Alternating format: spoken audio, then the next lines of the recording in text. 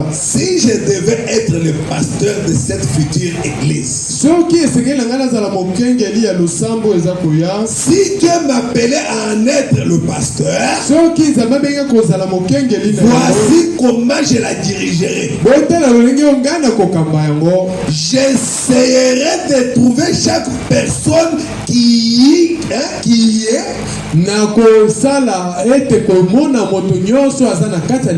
et qui a un don.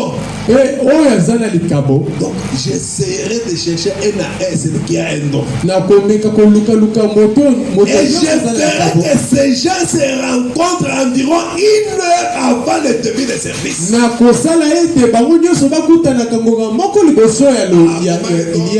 Doivent fonctionner. Et je ferai que ces gens se rencontrent environ 1 heure avant le début de service.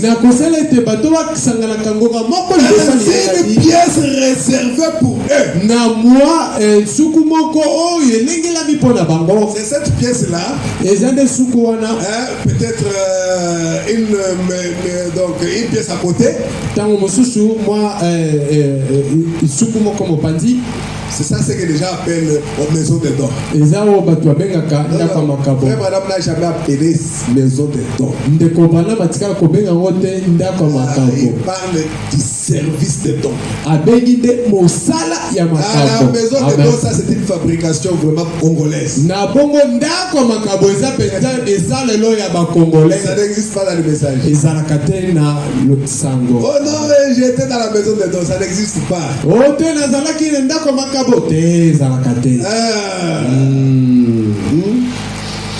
Il dit, ils doivent se rencontrer 1 heure avant le début du service, dans une pièce réservée pour eux. Je les mettrai sous la conduite de l'esprit. Et la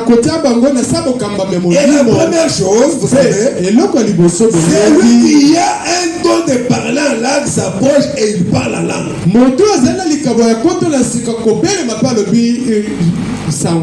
Tout le monde se tient tranquille. C'est ce que Paul avait dit, non?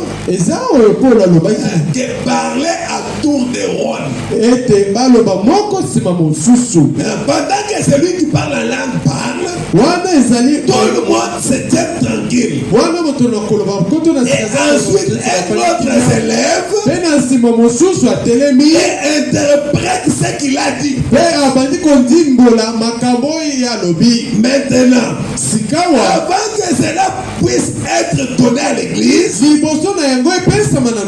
la Bible dit que cela doit être jugé par 2 ou 3 témoins. Eh bien, ce sont des hommes qui ont le discernement de l'esprit.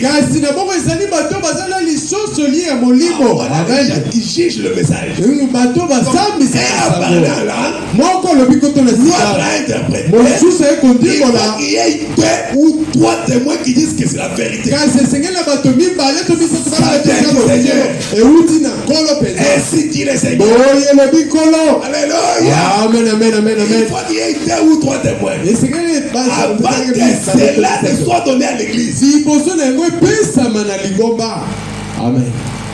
Ce sont des hommes qui ont le discernement de l'esprit, voyez-vous.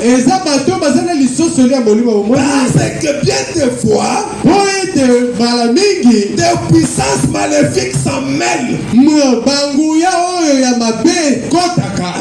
Dans l'opération de dons, des puissances maléfiques s'en mêlent. Et donne une fausse prophétie. Amen. Alléluia. Amen. Paul en a parlé. Mais cependant, la puissance de Dieu y est aussi. Citez-moi une seule assemblée où le mal ne se trouve pas. Dites-moi, où les fils de Dieu se rassemblent sans que Satan soit au milieu d'eux. Amen. Même là aussi, la Bible dit que Dieu était en conférence avec ses enfants. Amen, amen. Bible écoute le bikuna alors la zamba boloka nina bana. Et la Bible dit que Satan est arrivé. Bible est lobby satanaye. Dieu ne l'a pas chassé, il a dit tu viens tout comme ça.